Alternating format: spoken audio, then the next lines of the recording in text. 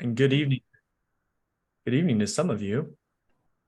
I'm sure there's Hello. California. Gary and I are in California. Type where you guys are. What city and state are you guys in? Type it in the chat. I'm curious as to where you guys are all located.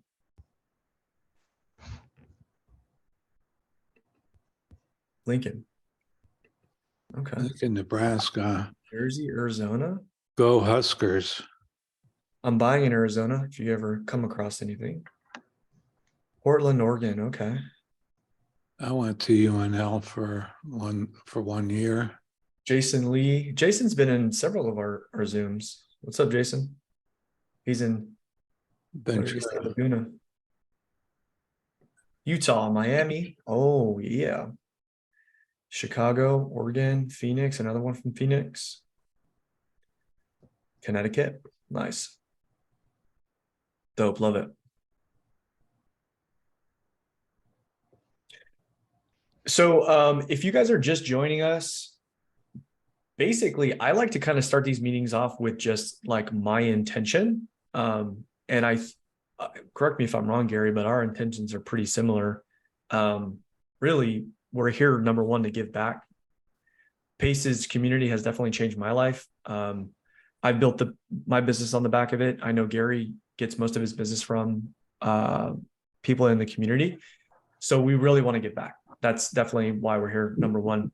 My number one reason for being here is to harass you, Patrick. To harass me. Absolutely. Easy target to hit. But I think that, and the number two reason, guys, is we want to make money, right? And so we know that if we work together, we're going to make more money. And so I always tell the story about my first deal. I had no idea what I was doing, and I just knew enough to sell the person on the idea of selling their house to me. And then once I had it, close to them wanting to sign, I actually found somebody who knew how to handle the transaction, was a buyer, so on and so forth. So if you think of it like a conveyor belt, really, for those of you getting into this, you guys should be focusing most of your energy on trying to find motivated sellers and or agents associated with those properties so that you can get those under contract and either hold them for yourself or assign them to somebody like me, and also work with somebody like Gary who can help navigate those transactions with you. So all of my transactions I run through, most all of them I run through the same escrow office, and I use Gary for my transactions. So when it comes to real estate, generally speaking, he's got the answers. He's super, super knowledgeable. So anyways, that's my intention. And why I mentioned my intention, guys, is that I think it's really valuable for you guys to come into these meetings and have your own intention. Don't just come in here to, it's not TV, right? You should be engaging with us. You should be taking notes. You should be asking yourself the most important question that you could ask yourself is, what do I have to do? What are the steps that I have to take to get my first deal or my next deal? And bring that intention into these meetings and have questions ready for us.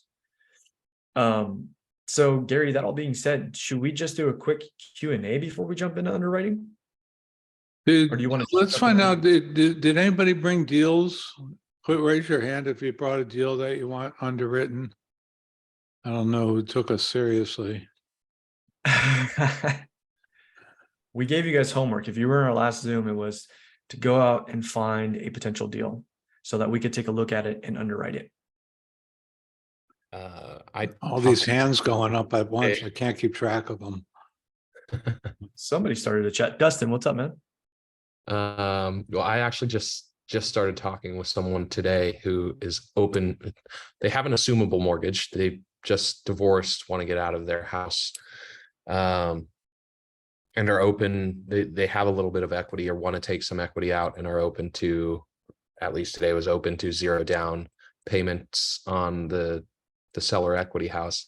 I don't think that, so I kind of want to get into buying and holding long term. I don't think this cash flows super well as a long-term rental, but as my first deal, I could also use it as a primary residence potentially. But I've never been on one of you guys' calls, so that's just kind of an aside. I wasn't on didn't have homework, but I don't know that I'm to the point that it needs underwritten yet. You're doing exactly what you need to do. Yeah, you're doing exactly what you need to do, and that's take action. Okay, so where's it located? It's here in Lincoln. So buying and holding, I kind of want to stay in my backyard. Are you Nice. willing, are you okay with sharing the address with us today so we could take a look at it? Well, that was actually a question that I was coming to you guys or want to have answered. I see like some people seem very concerned, and I see a lot of people not sharing addresses. So when you're going out and finding these deals, whether you're going to keep them or wholesale them to someone else or flip them to another buyer, what exists to like protect you from saying, okay, I'm going to post this in a Facebook group. Here's the address. Here's, is there any form to put in there to say that, No, the nothing. student isn't going Nope. to? Well- No, and every once in a while, it even will happen in the private sub-2 group, where everybody's paid a pile of money to be a member and pledges to use the utmost, highest ethics and all of that. It happens. Yep. Every once in a while, you find someone who's sleazy, creepy. And, there's nobody in this room. This is open to the public, so nobody's Right. been vetted. There's no paywall here. It's like Right. this could, if you compared it between Walmart and Sam's Club, no one's paid to get in here. So Right. we got the whole potentially Walmart crowd here.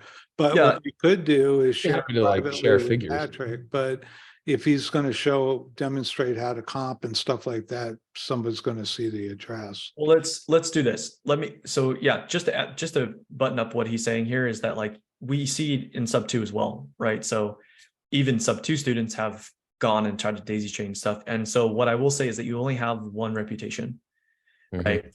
And all of you guys who are listening here, what daisy chaining is when you take somebody else's deal and you shop it around, or somebody's working on a deal and you try to go behind them. That's not daisy chaining. That's just being kind of a horrible person. So when addresses are shared in these meetings, if we find out that somebody's doing that, there will be repercussions, guys.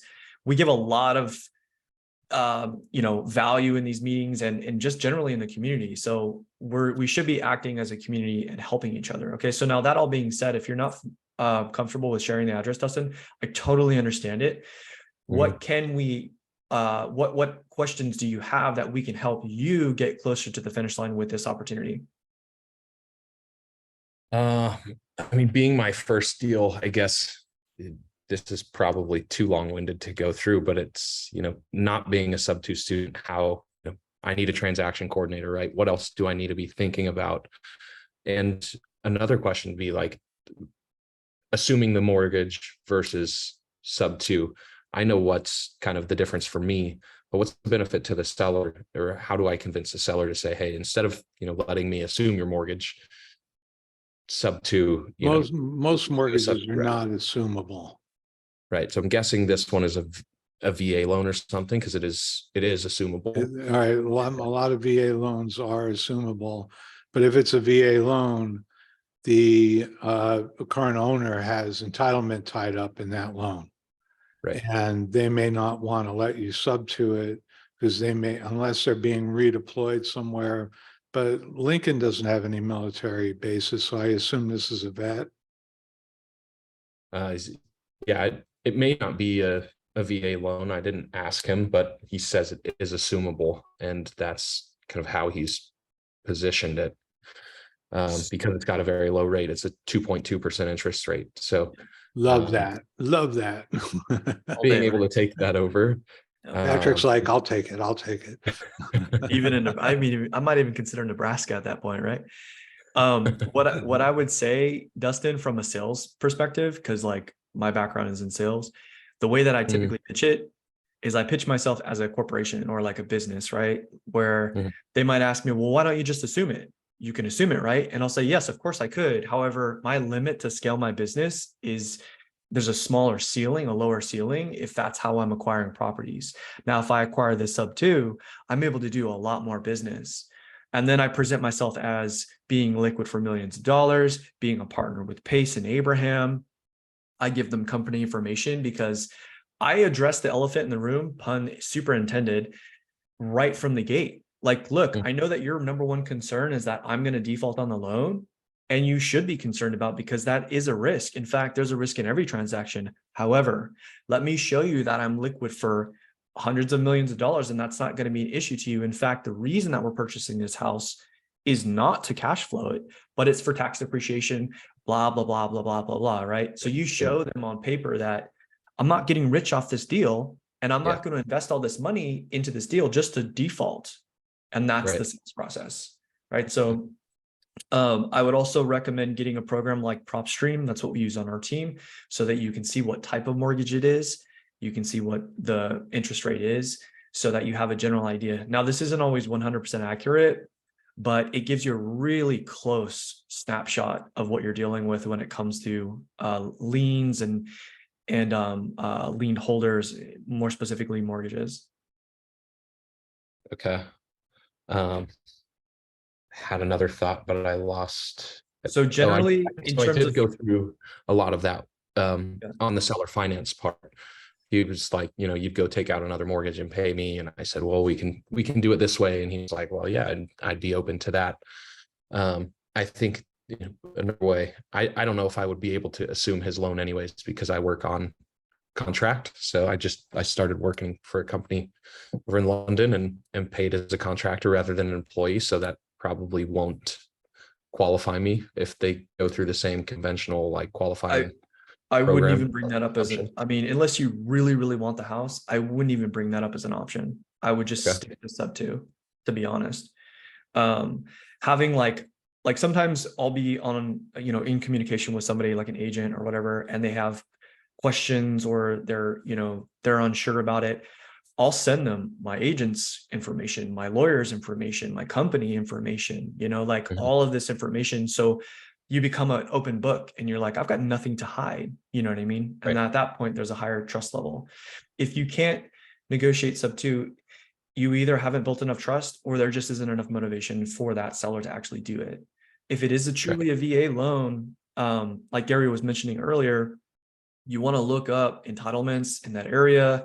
Where are they moving to? What are they privy to? So you have all of that information. It is possible for somebody who has a VA loan to get a second one, but they have to purchase the house as a new primary residence. So that's kind of like the caveat. I don't know. I've never done a double escrow where you've got two open at the same time, but I'm sure it's possible. You know, really, entitlements based on the area, the cost of living in the area that you're in, the rank and years of service, and that's really, there's a little formula in there. There's plenty of websites that have calculators. Most of them are loan companies that want to get their business. So you go onto these websites and figure out what the entitlements are. I know veterans that have such large entitlements that they have up to four VA loans at any given time. So that is entirely possible. But, you need to find out what this seller needs, what their intentions are. Speaking of intentions, are they planning on moving? Do they want to buy a house right away? Do they, what's up? Like I recently closed a deal with a couple active duty. They didn't put a lot of, the thing is they just bought the house a few years ago. They didn't put much down. The market dropped a little over the last couple of years. They bought at the top and they're getting redeployed to Japan. And so, so they can be without their VA loan for a few years. So, it was more important to them to get the house sold than keep the entitlement. Plus they're in Japan, they're going to use base housing, so they don't need the entitlement right now and won't really care for at least a few years. Yep. Right. So do you have a general idea of how you're going to structure this deal, Dustin? Yeah, I mean, I'm gonna try to sub-2 whatever his existing mortgage is, which do you want to sub-2 it because it's a sub-2 possibility? Do you want to sub-2 it because you want to buy and hold, or are you going to assign it? I'm planning on buying and holding. Buying and holding, okay. I mean, I don't think that there are a lot of buyers in the group in Nebraska that I've seen, so it'd be tough to. I mean, and it depends on how much is there, right? The house is Funny thing, the couple I just talked about that got shipped off to Japan, he's got 4 rental properties in Lincoln. Oh, really? Go Well, figure. there you go. How much equity does he have, Dustin? Basically negative. So they bought it 2 years ago. His payoff is Okay, three perfect. So it's straight 320, sub two. and yeah, he may want to get some money out of it because he's asking more. The house is appreciated. It's pretty significant in Lincoln, but So I this mean, is how I negotiate sub twos, and this might be Uh-huh. helpful for you, is like treat it like a cash deal first. So like what I'll ask the seller is like, okay, cool. So you're thinking about selling the house. Awesome. Let me ask you, I'm just curious, if you were to put this on the MLS, what would you list it for? Right. And so you should already have an idea of the ARV. You should already know Mhm. the market before you even get into this conversation. You should know what sold for how much, right? And it should be very comparable. So at that point, you're either going to agree with this number or you're not. If you Right. don't agree with it, you don't want to break rapport with them, but you want to say, hey, is it okay if like we take a look at some comparables, because that's basically how I generally run my numbers. And you Mhm. want to be like, let's do this together, you and me, right? We're on the same side. You don't ever want to argue value with either agents or sellers, period. Mhm. It's just not going to work, right? It's not about value. It's about, at the end of the day, does it pencil for me as an investor? And can I help you solve your problem of moving away from this home and offloading the house, right? Now, let's say they say something like $500,000. Then you go, okay, cool. So you list this at 500K. Let's assume that's a reasonable ask, right? Mhm. Then from there, you want to work backwards as to like what they would truly net in that sale. If there was agents involved and closing costs and so on and so forth, then you have to know that for your own state. So Right. that's what I call it, equity at ask. How much actual equity they have, right? So Okay. now if it's 0 or negative, you can tell them, well, look, you do the math right in front of them. You know, you're selling for $500,000 here. You got $50,000 in all these closing and agent fees and so on and so forth.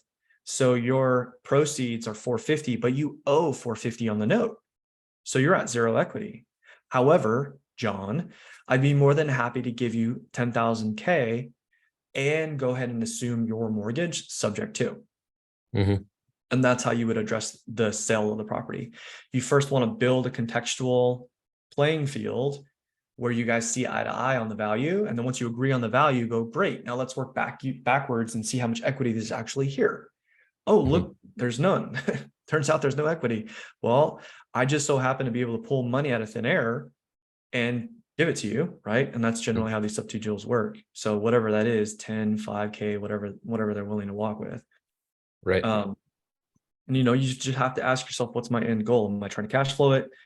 Do I care if I'm overpaying? Some investors don't. If you're taking over a 30-year note, there's going to be appreciation. Right. So it just all really depends on what you want. Mhm.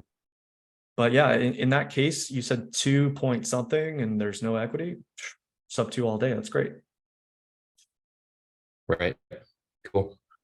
And But the yeah, one You question that I would do ask need them, to talk to the seller about what their needs are, right? yep, perfect. That's what I was just going to say is Hmm. ask them what they need.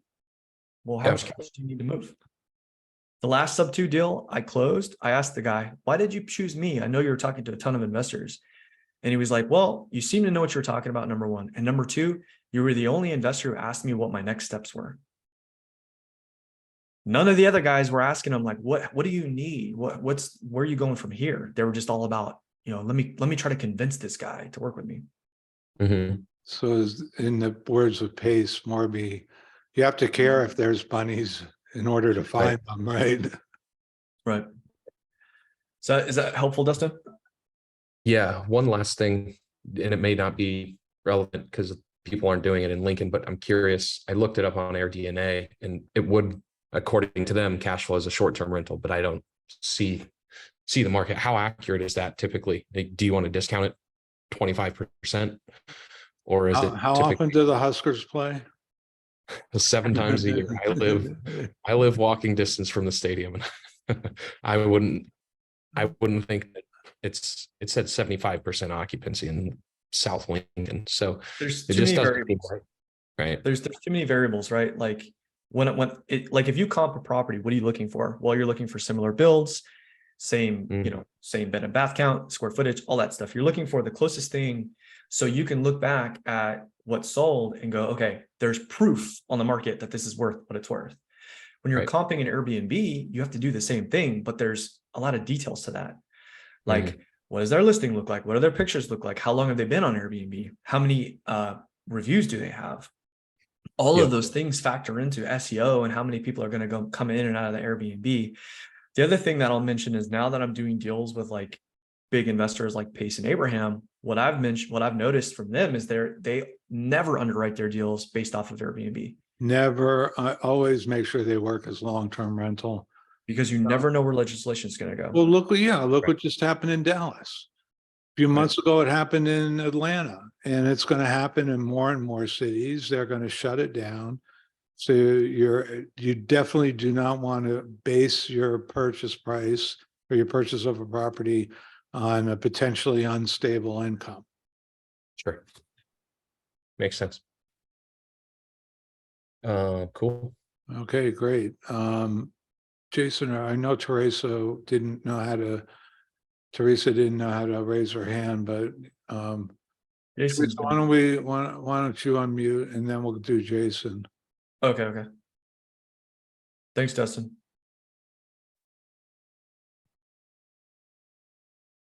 Teresa, are you there? Sorry. Yes.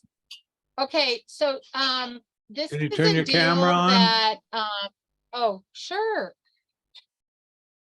This So is a much deal more that- interesting talking with somebody when you can see them.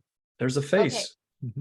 Well, and I usually leave it off because I work on a hotspot, and sometimes the bandwidth cuts me off.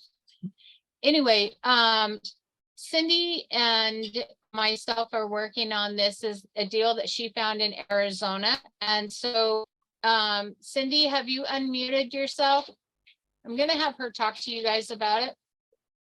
Cindy, where's Cindy or Cynthia? Cindy Prater. No, it's Cindy Prater. Did you make me host, Gary? Or am I a co-host? I don't know if I have that. I'll We have try to do like. it. Hey there. You want that? Hey, Cindy. Yeah, there you are, Cindy. Good. There she Can you is. raise, Do you can want you me to raise put your the hand, address in? Cindy? Yes, She's I now on can. the screen. Can you raise your hand, Cindy? I, Okay, Teresa, tell me about this Oh. deal while we're dealing with tech stuff.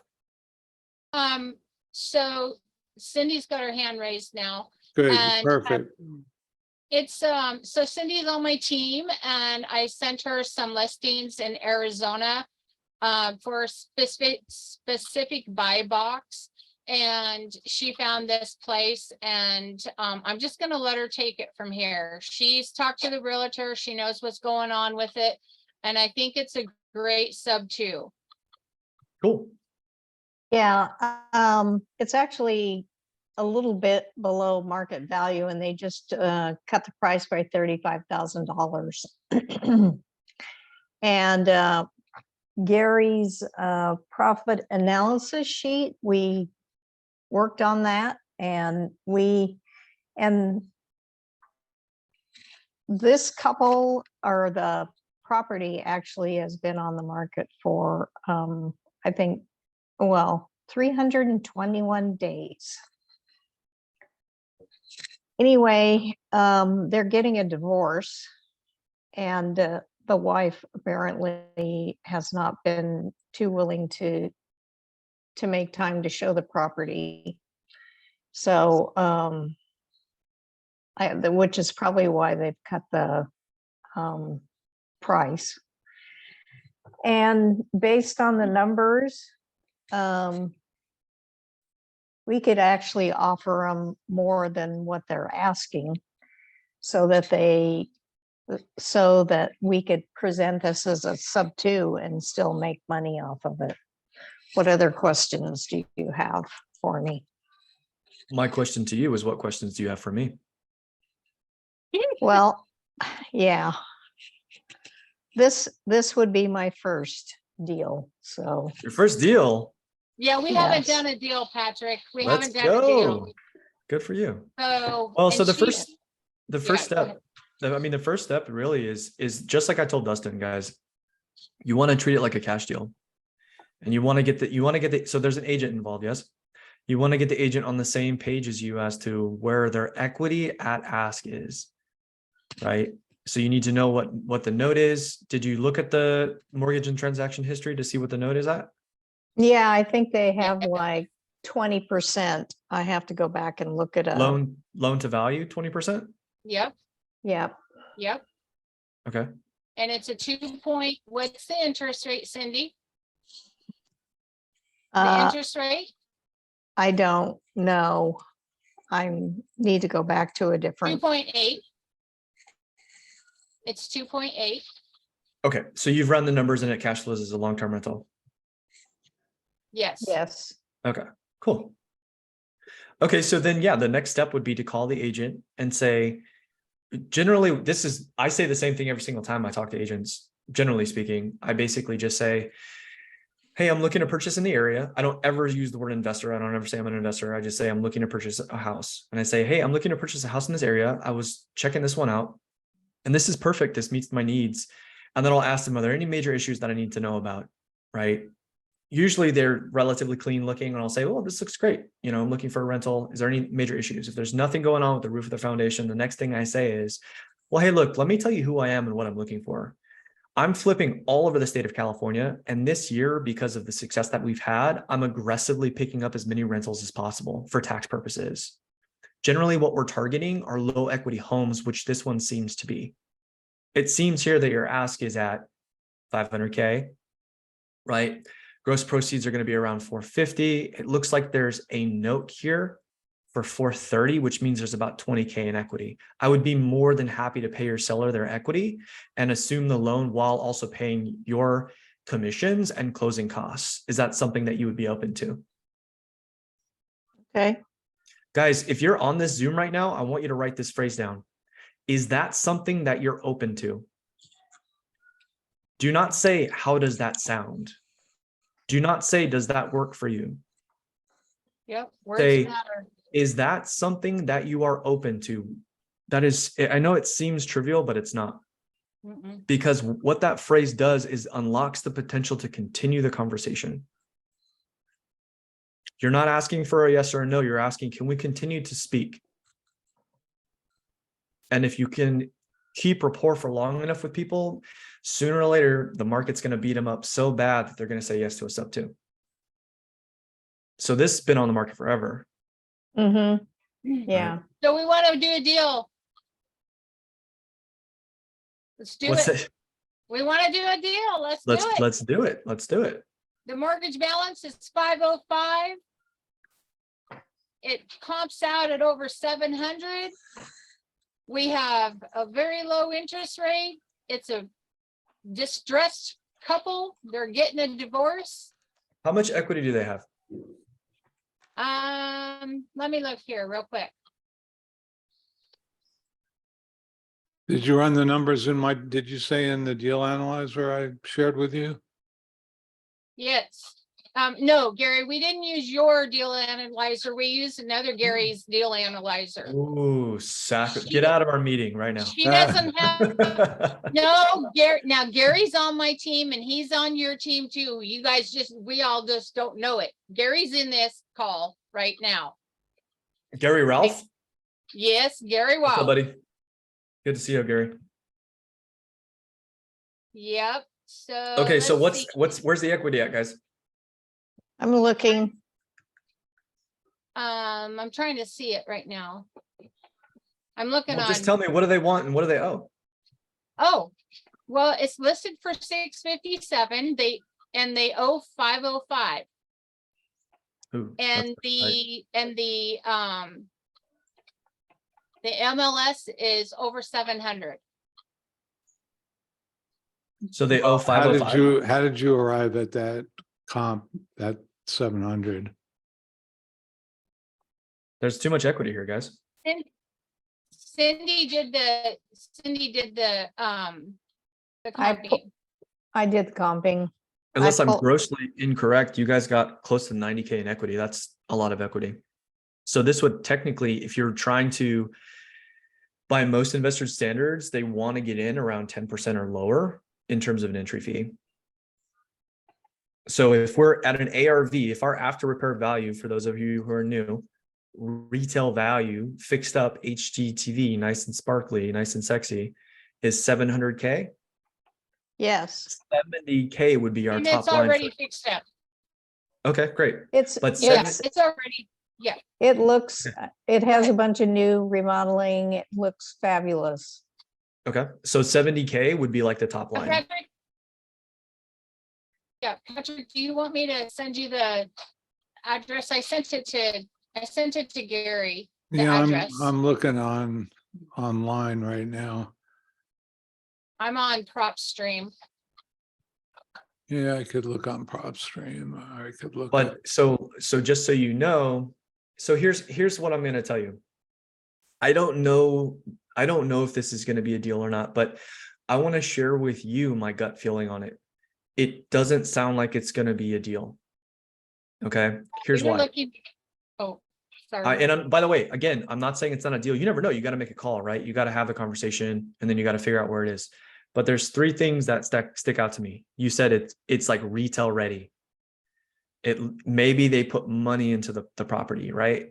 So in those cases, they typically want to cash out. It's been on the market forever, which isn't necessarily a bad thing, but it could tell you that the seller is just unreasonable with what they want for an asking price, right? And the third thing is that it has high equity. Well, I shouldn't say high equity, but it's over that 10% mark, which would require you to not only sell them on the idea of a sub 2, but a hybrid, meaning that they would have to carry their equity.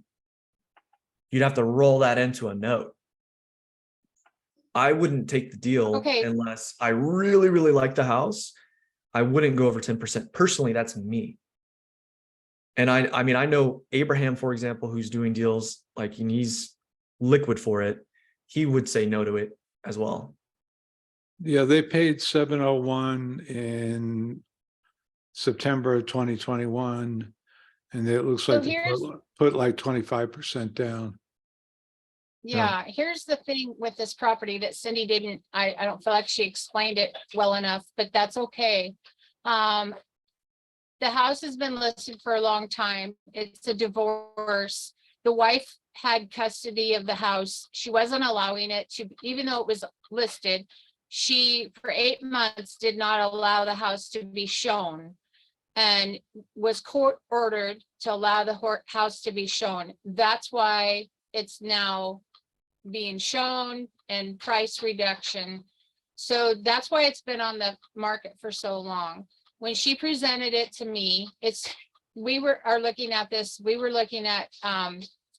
large bedrooms and bathrooms for a transition housing, sober living housing for a specific buy box that I have.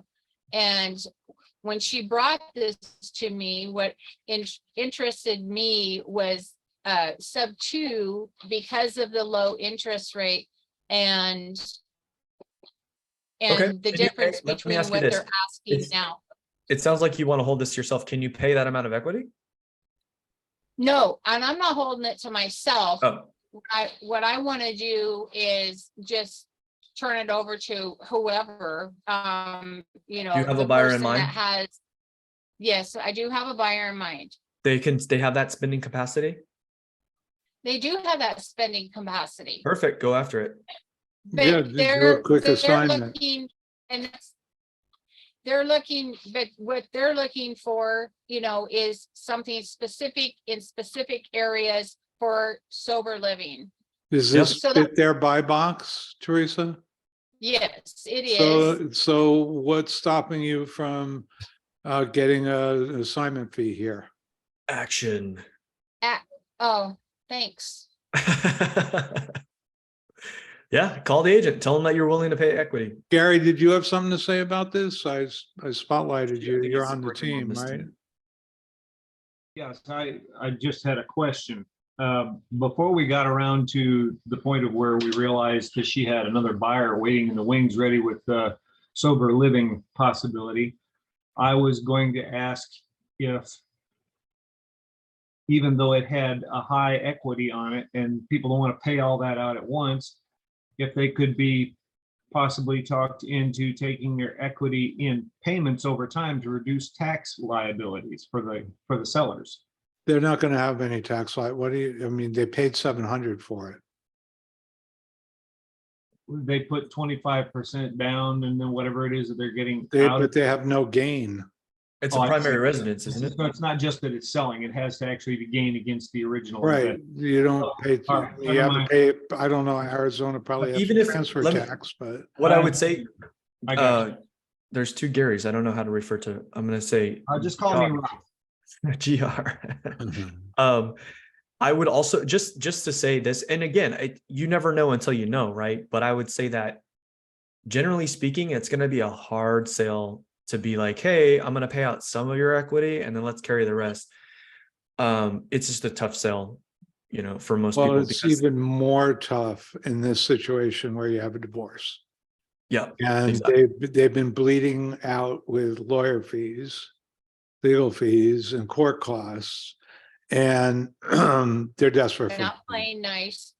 they're not right. So this is not generally when you have multiple heirs in a probate situation, they're not going to hold paper. The divorce situation is very unlikely for them to hold paper. So you really, if you have a buyer who can afford to pay out their equity, make a quick buck on an assignment, you know, be a fine or bird dog fee, whatever, and, you know, go on to the next one. Yeah. And so those of you who may be lost That with what makes he's saying, sense. by holding paper, he means creating a note. That means a mortgage, guys. So seller finance, the seller is going to carry that amount for the buyer, and there's a note, right? So it's very difficult in that situation because there's a divorce. But if you have a buyer with a high spending capacity, which it sounds like you do, that's perfect. Go after it. Tell them you'll pay every cent of equity that they have and subject the rest. Hey, my divorce was 10 years, was final almost 10 years ago. I've still got like 25,000 I'm paying off on that. Oh, Yeah. sorry. But I should kept have my been house, married but I to kept the me. house. I did There manage is to a keep my bachelor for house. interested parties. So, Yeah. so what you're I saying just is to walk away. wholesale it or Yeah, make do a an finder's assignment like fee. a- If Teresa Yeah. has a solid buyer and, you know, you can she bring the two does. together, then do a finder's fee or a wholesale fee or whatever you can do. Okay, perfect. Thank you. Jason's been waiting Right. so patiently. Yeah, I know. Hey, is- Jason, what's up, Hey, dude? what's going? What's up? Hey, can I tell you a Uh, funny story real quick? Yeah, go ahead. I was literally on support with FedEx today. Oh, you were? Yeah, bro. Their dial Hey, system. If I could just I got nothing to do with that. can I submit a complaint here? Oh, No. you giving him a hard time because he's a FedEx driver? That's.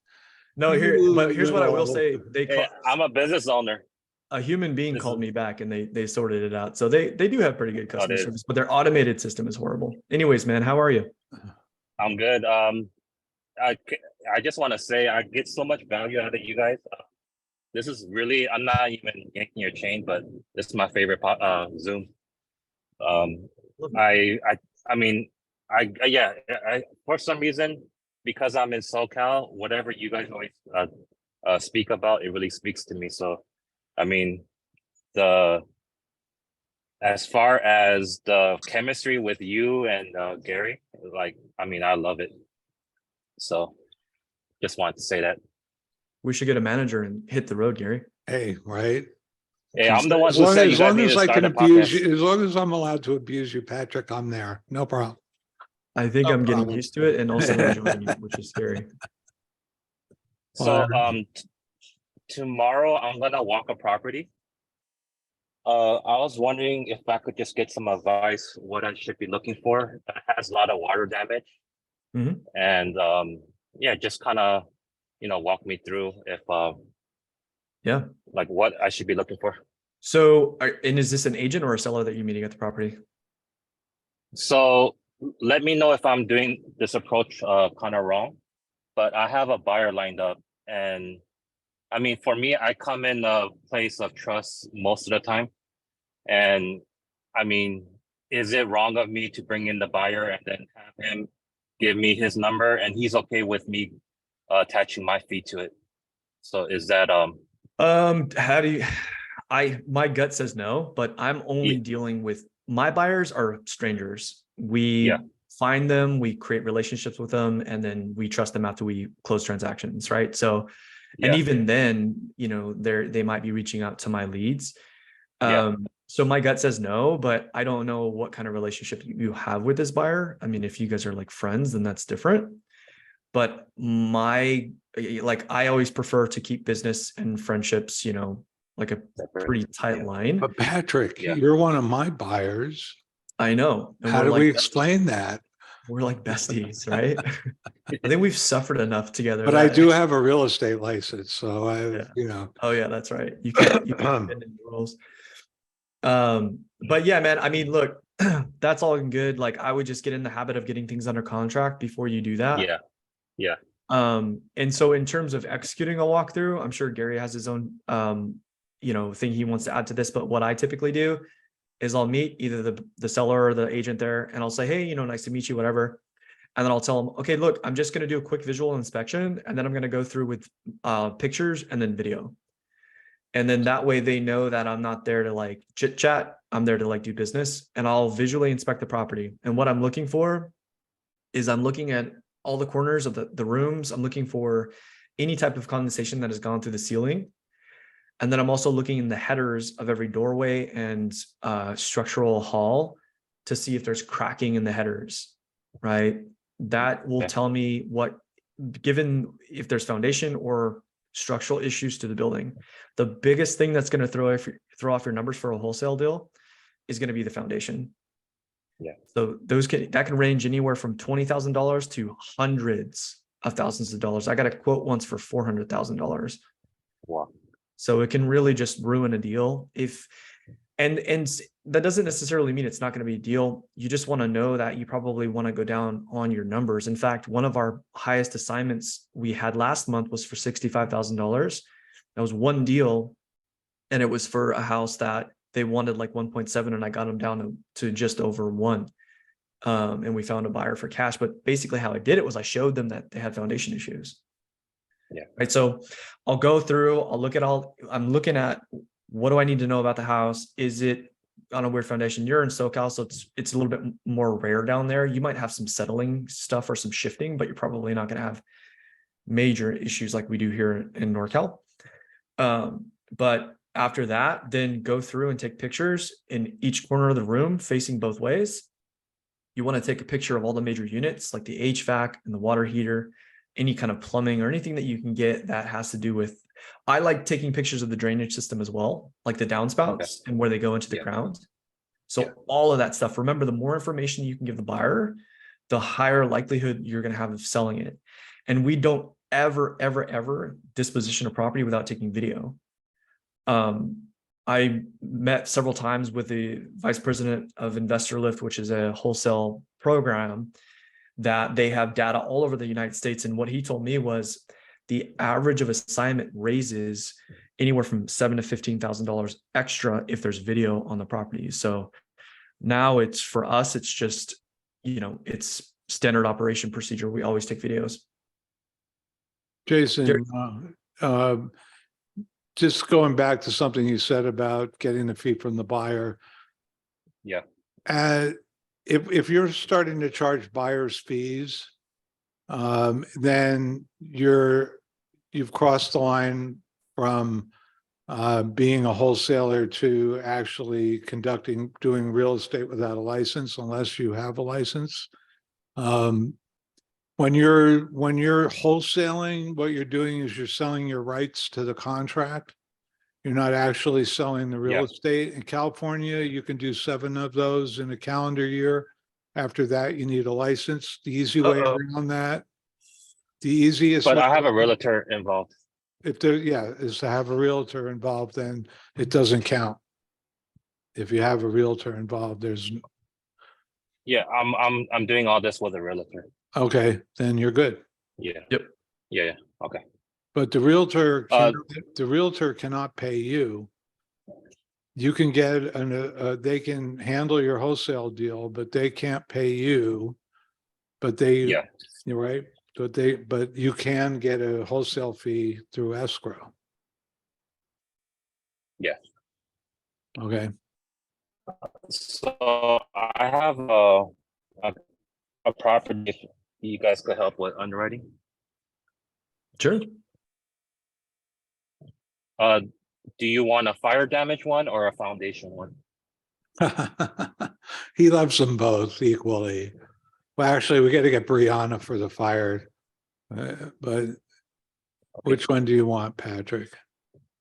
Let's do the foundation one.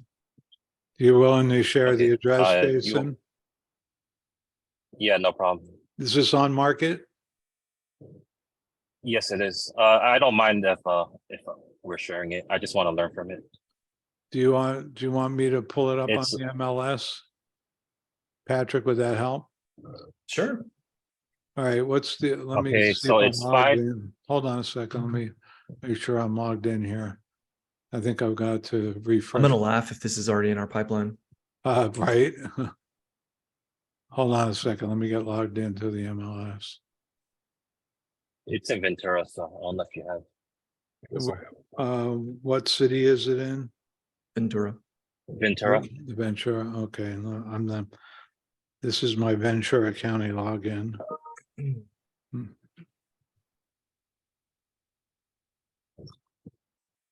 Damn, it's hard to remember passwords when you're in Zoom. Okay, what's the address? Give it to me. 5329 53 Floral. LAURE, oh, Floral or? Yeah, Floral. Yeah, Floral Drive. Floral Drive, Ventura, there it is, first right on the top of the list. Let me go share my screen, guys. I'll take a look. Oh, I could just tell from the outside picture, it's gonna be a fun one. Yeah, this Too one many, is too many vehicles in the front of the house already. Let's see what we can do. Let me minimize this. it looks more than a tear down to me. Oh, there's depth. See now, there's a classic indication of a foundation problem, everybody. Does everybody see that crack? That's what you're looking for. Ooh, ooh. There's Is a, there, do they have inspections and disclosures on this house? See, I was so overwhelmed by those pictures. I'm scared to even. I don't even know how to approach it. Well, you're oh, gonna have that less was- buyers that was- for it. That was clever of somebody to put a pen there to show the amount of the The The crack. gap. I assume that this is, oh, wow, this house, London Bridge is falling down here. Wow, look at the way that crack goes through. Is this slab or is this crawl space? Must be crawl space. Yeah. Slabs don't move that much. I'm trying to get is there an outside? Picture from the outside of the house so I can see if there's crawl space? Jason, were there inspections on this? Yeah, like I said, I didn't follow up on it because I was so overwhelmed by those pictures. Okay. Yeah, if you guys could walk me through it, I'll look more further into it. Well, let's look at some of the facts on this house. That is a V1 Ventura County coastal listing. The reason that I ask is sometimes they will go get an inspection or a quote to see. Okay. Yeah. That isn't always going to be accurate, but it's going to give you a general idea of where you might be with your renovation costs. This looks considerable though. Yeah. A cranky rooster is guarding the backyard. A cranky rooster. Maybe this is the one for Bree anyway, because Bryn can tame the rooster.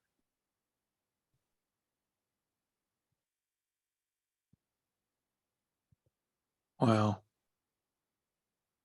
So this is built in 58, a 3.2, but I saw popcorn ceiling, so that suggests that something came from the 70s or 80s. They weren't doing popcorn in I don't think they were doing it 58. This is a small house, 3.2, 6,300. It's small all the way around. And they're asking 535. I mean, you could have easily a $40,000-$50,000 problem there. Yeah, no doubt.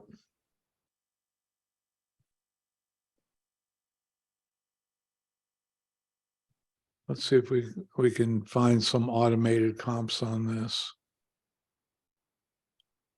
So, Jason, in my experience with foundation issues, like you can take these pictures, you can go take Yeah. video, and you can, hand that over to a contractor who does foundation, but they're still going to want to walk the property, and that's going to cost Yeah. money.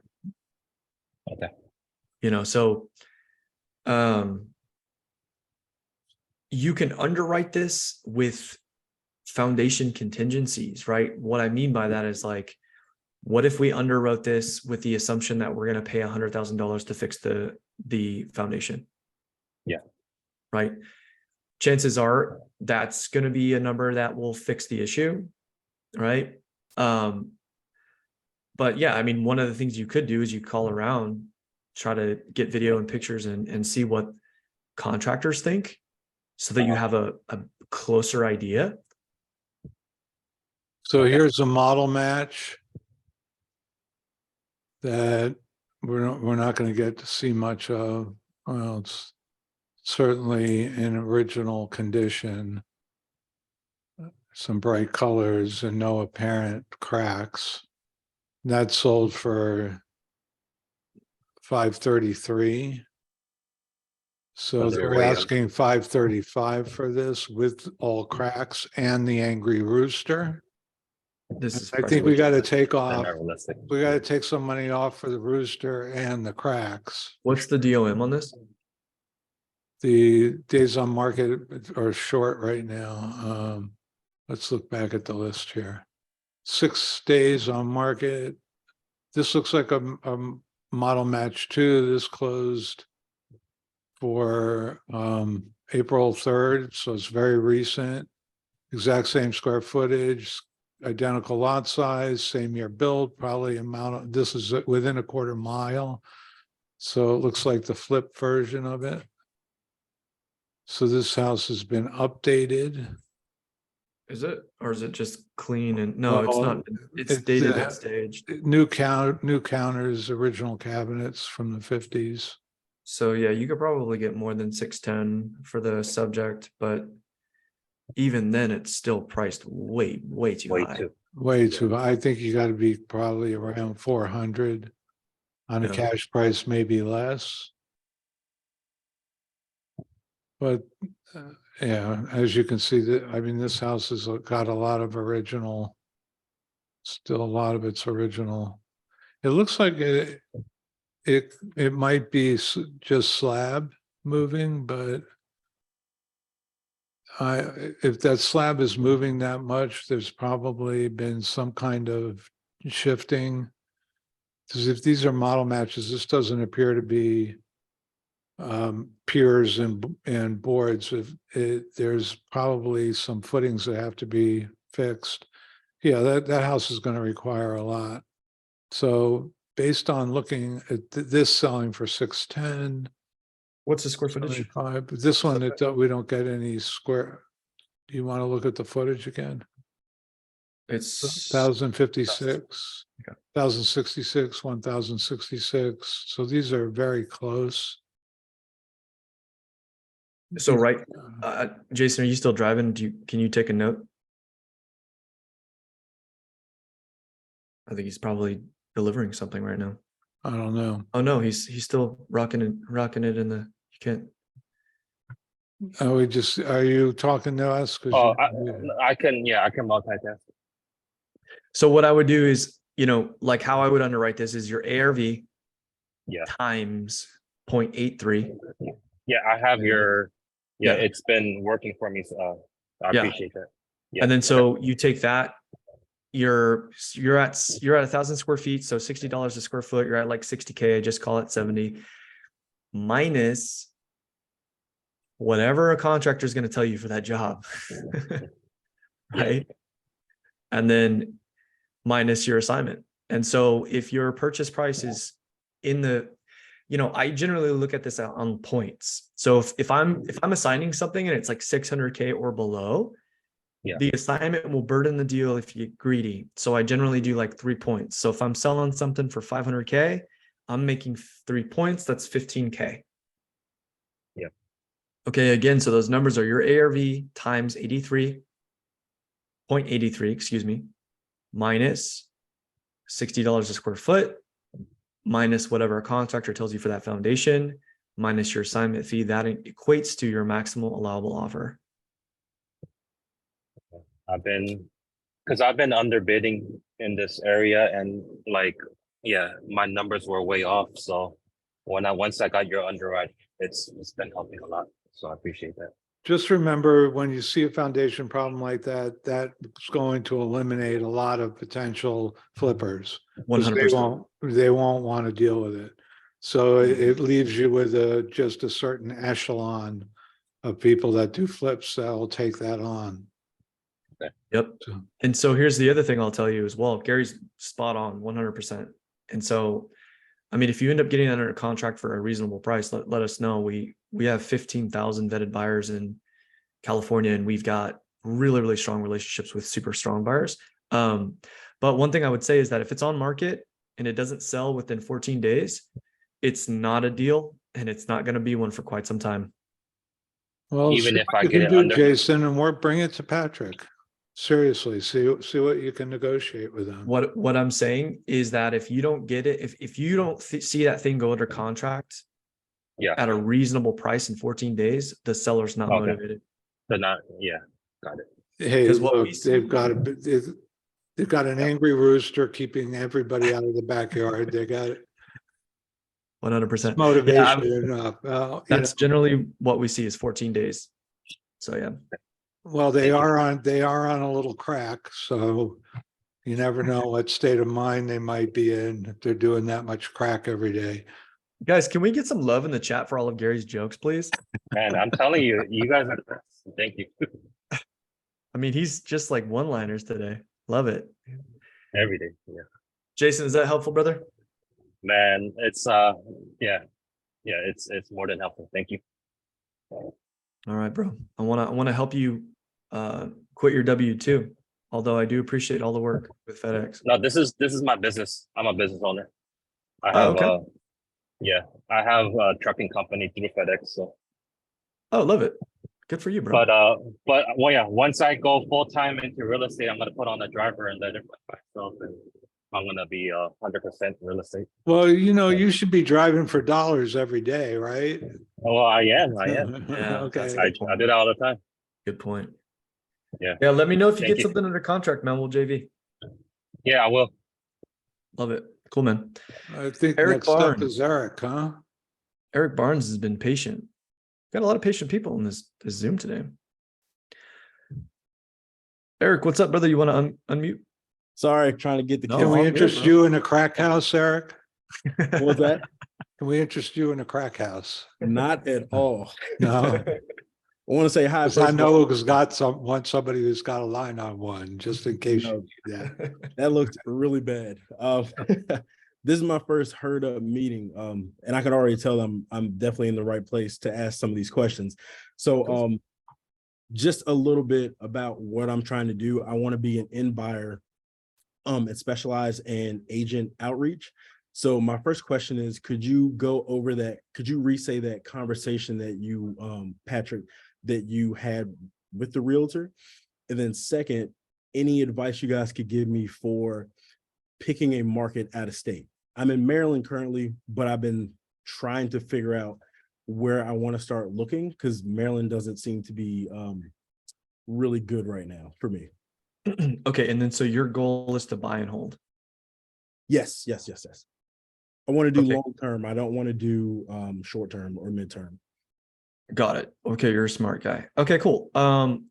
Here's what I'll do. I'll send you this article. I'll put it in the chat. Okay. This is a really good article that I like. And it breaks down in a very intelligent way the best cities to invest in when it comes to rental properties. Perfect. And then so your other question was, how do I approach an agent? And like what I broke down earlier for like a sub two. Yeah, when you first started saying it, the Wi-Fi cut out. And the last thing I heard was I wrote down was you said you were willing to pay your seller's equity of, and then it cut out. So could you start at the beginning and kind of go through that again? Yeah. So generally I mean, I typically say the same thing every single time. I'll say, hey, John, I'm just calling about your listing on 123 Main Street. This looks great. I'm buying a property in the area. Can you tell me, are there any issues with the roof of the foundation? They'll go through the condition and they'll be like, okay, awesome. Well, let me tell you who I am and what I'm looking for. I own a company. We do flips all over the state. And this year I'm trying to aggressively pick up properties to, cover tax purposes. That being said, we're generally targeting low equity homes, which this one seems to be. And then I'll just run them through the numbers real fast, right? So you're asking 500K.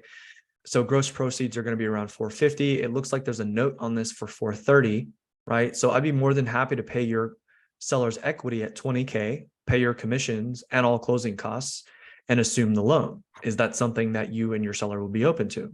And you stop talking and you let them talk, right? It's either going to be a yes, no, or what the hell are you talking about, right? I don't bring up sub two. I just tell them I want to assume the mortgage. Is this something that you're open to, this idea of assuming the mortgage? And so, it's going to give you a temperature or a temp gauge as to like, what kind of agent are you dealing with? Some agents are very lazy. They don't want to do any work, right? And some agents, they can't help it. And it's not their fault. They're conditioned to have a retail mindset. They don't work in the investor world, right? They're taught and they're conditioned that it's highest and best. There's a fiduciary line in the sand. They don't talk to buyers. It's agent on agent, right? So like you have to figure out, what kind of agent am I dealing with? Are they open to working with me? And how am I going to get it closer to the finish line? Right. Perfect. Thank you. I appreciate that. Yeah, absolutely. And then so the other thing I will say is that, if they say no, right? So like seller finance, for example, or subject to, or assumptions, if they say no, don't let the conversation in there. The next thing out of your mouth should be, oh, so you've already talked to your seller about that option? And 9 times out of 10, they're going to be like, no, but right, they're actually answering for their client, not on behalf of their client. And that's a fiduciary difference that you want to make sure that you differentiate, because that's going to get them thinking, oh, wait, I'm actually answering for my client. And once you get that information, then it's like, well, look, I'd love to continue the conversation if they're open to it. And that's your only goal, is to continue the conversation. And they're either going to say like, well, send me an offer, or, follow up with me, or, what does that look like? And then you just kind of break it down for them. Nice. One of the other things that I like to do is use third-party stories. Like I'll say, oh, I just closed on a property down the street, and they'll be like, oh, this guy, what an agent hears is this guy performs. He's not going to waste my time. He's going to bring money to the table, negotiate, and close. So, okay, using that example, would it be a good idea for me to try to JV with someone, because I, like being a newbie, having no experience, I couldn't use that line? Sure, why not? Why can't you? Have you ever heard of Pace's saying, buyers are liars, sellers are worse, and agents are horrible? He Yeah. doesn't say buyer. agents are horrible. Yeah, you're a buyer, therefore you are a liar. Okay. Look, I've been the truth all the time, but you seem like a nice guy. As long as you hold the intention of helping people in your heart, just remind yourself that's what you're doing. Mhm. And you'll always be right. You'll always be okay. And that's what I tell agents this all the time. Look, if you have a problem, I've got tools. If you don't have a problem, then I don't want to waste any more of your time. But John, I'm looking at 123 Main Street, and this has been on the market for 90 days. Mhm. How many offers have you got to ask? Okay, well, I'm giving you over ask. The only difference is I'm assuming a loan. Now I'll ask you again, John, is that something that you're interested in? I'd love to get your commission paid, That's nice. right? Continuing the conversation. Yeah, that's nice. 100%. And you're always on their side. I'd love to help you. I'd love to pay your commission. I'd love to find a way over this obstacle of not being able to sell this house that's been on the market for 100 days. Right? You're always bringing that up. right? Some agents you're just gonna, there's not gonna be easy to work with. You know right away, it's like, okay, I'm never gonna be able to work with this guy. So Perfect. Thank you. That was exactly what I was looking for. yeah, 100%, man. Thanks We for got you joining. covered there, Eric. You're good? Perfect. Good. Thank you, sir, for participating today. Yeah. Hey, for- everybody, I just want to show you something real quick. I'm going to share my screen. This is Circle inside where you join the meetings. Way up here in the right, there's this in tiny lettering and not so bold, it just says past. I mean, we're in the upcoming, right? If we start with the main page and we click, we're looking at all the upcoming, but if you click on past, here's everything from the past. Some of these were recorded in Circle, but a lot of these well, this is today's, so that doesn't count.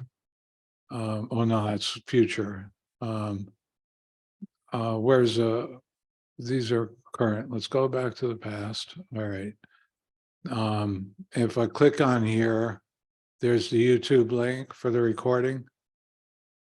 Makes sense? So you can find these recordings. So all our previous sessions are under past here and just find them. Today's the 28th, so that one's obviously not there yet, but last week, the week before, click in, there's the YouTube link.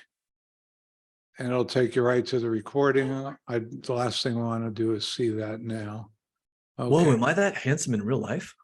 No, you're much better looking in real life Oh, thanks. and much taller looking too. Well, I you am. are People tall. are You're a big surprised when guy. they meet me in person. They're like, wow, this You're guy's what are actually- you like 6'3"? No, no, I'm not that tall. I'm 6'1". 6'1"? Gabby has a question. How do you pay the real estate agent's commission? Factor in the purchase price. You put it in the contract that you're going to pay it, and escrow will collect it and pay out the realtor. Very easy. Yep. Distribute funds into escrow and they get paid. It's like magic, really. Transaction. Amy's got her hand up. Did you know? Amy, what's up? Yeah, I just had a question. You were talking about, now I've just lost it. Oh no. It happens to me all the time. So you were talking about making an offer to a real estate agent. And I had a question about it. Oh, what do you do if they ask for something in writing and it's easier to explain it over the, in person? Do you give them something in writing? What do you do then? Yeah, I do. I have an email template that I basically say, hey, John, thank you so much for taking my call today in regards to 123 Main Street. As mentioned on the call, in order to optimize your client's investment, I can pay out their equity and assume their loan subject to. And we do these transactions all the time, so on and so forth. I've CC'd my agent. If you have any questions, please let him know. He's more than happy to jump on a conference call.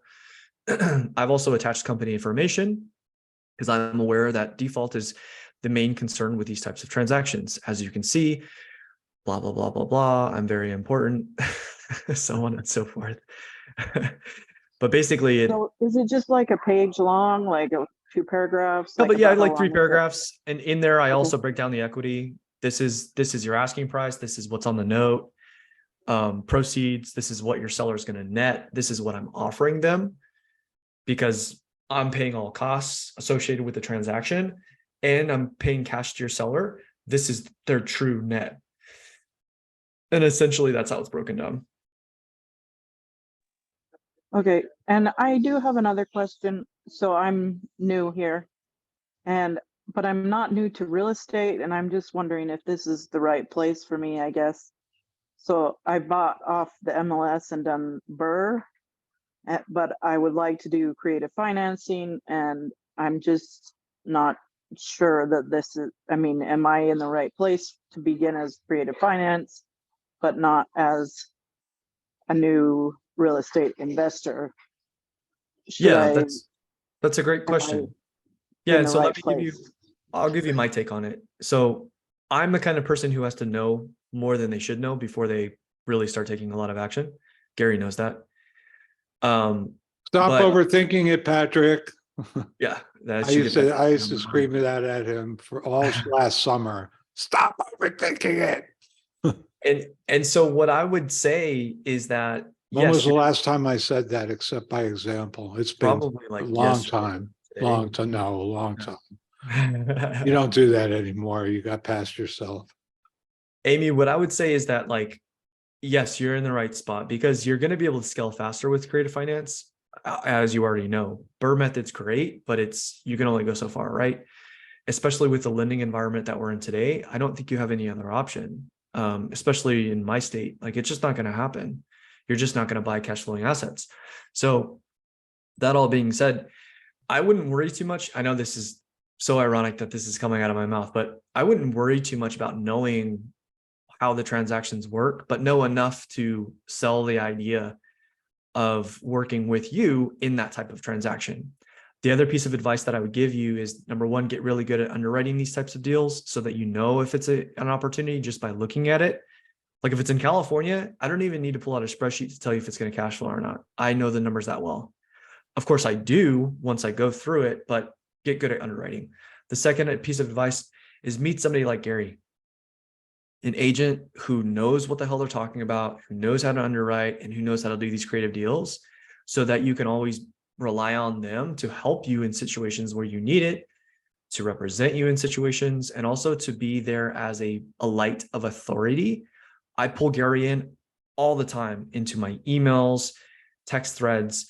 Hey, I've got somebody who's a licensed professional who knows what the hell they're talking about. I'd love to get on a conference call. We've got nothing to hide.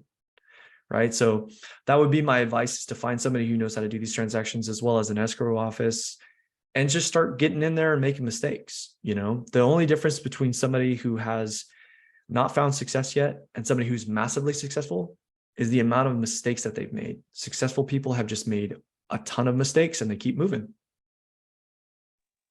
Okay, great. That answers my question. Thank you so much. Yeah.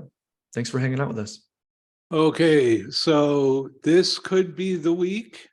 So far, we haven't heard about any potential cancellation, but Friday night, Hayes himself will be with us with the latest chapter of the Elephant Challenge, continuing on to Saturday and Sunday afternoon.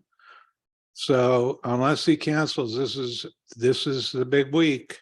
He canceled our interview, but I think that has to do Oh, with this. well, he, you know, his I think it's, Pace's schedule is very fluid.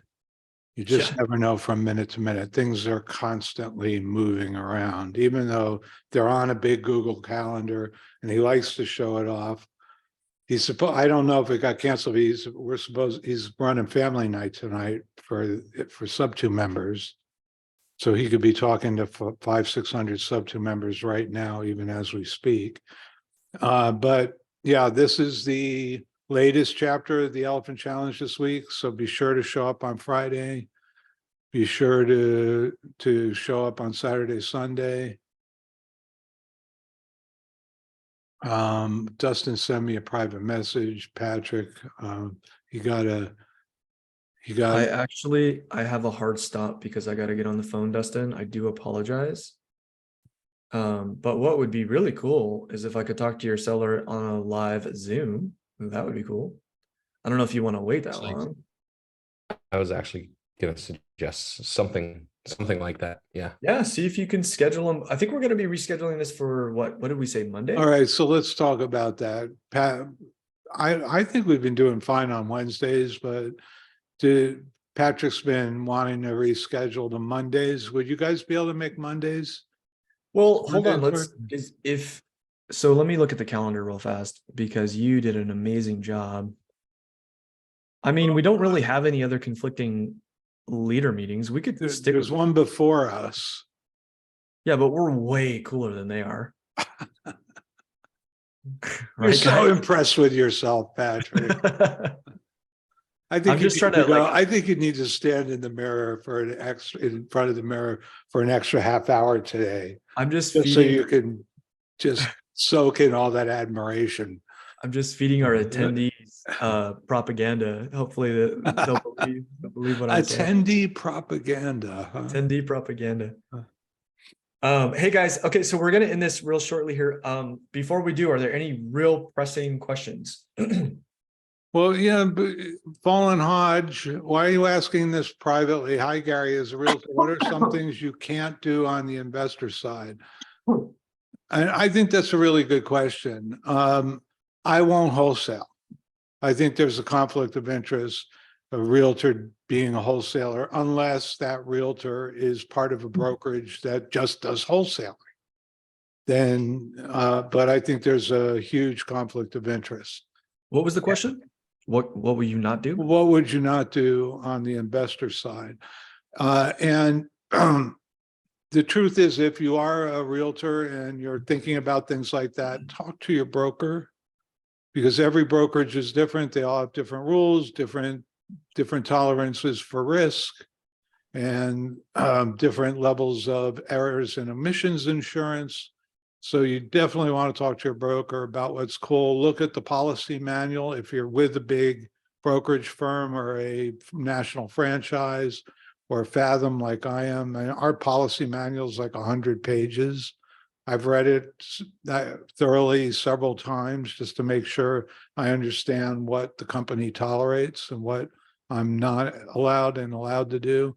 I'm allowed to work with wholesalers like Patrick, but I'm really not supposed to be one. I also personally don't believe in double-ending deals. So I will not represent both sides in a transaction. Stuff like that. But anyway, guys, you got to get on the phone, Patrick. We've gone after over our normal hour anyway, which is fine. We do that all the time. But do we want to reschedule this, or do we want to stick with Wednesday? No, let's leave it for Wednesday. It looks like Pace is going to start doing the Elephant Challenge. I just didn't want to conflict with Pace or any other leaders. So if Wednesday works, let's just keep doing We it. never know when Pace is going to do something. We It's know true. what right? It got canceled. We could get punted yet. He could realize this is July 4th weekend and he wants to be flying around with Grant Cardone somewhere, You never know with Pace. So, Right. or Guys. Tony Robbins and could call him up and say, let's go fishing. Or Yeah, right. Jerry Norton I have no idea. I think he doesn't usually reschedule more than once. So I So think guys, we're in for a treat this weekend, guys. let's leave these guys with something to do, because that is the most important thing. Don't just show up to these meetings and listen, guys, engage, but also take homework away from this. Get on the phone, call some agents, get on the phone, call some sellers, go after some deals and bring those to our meetings so that we can help you get across the finish line, guys. That's the point of these meetings. Besides Gary's amazing comedy, I mean, he's super funny, guys, but that's not the only reason why we're here. Okay, so bring your questions, bring your deals that you're working on so that we can help you guys get closer to the finish line. We will see you next week. We love you. Yeah, I'm just pasting a link. Quick, grab it, guys, because I'm going to end the meeting. Bye, guys. Everybody want that link? Grab the link. Grab it now. All right, 10, Patrick, I'm 9, gonna 8, send you 7, the 6, 5, 4, 3, 2, 1. Goodbye.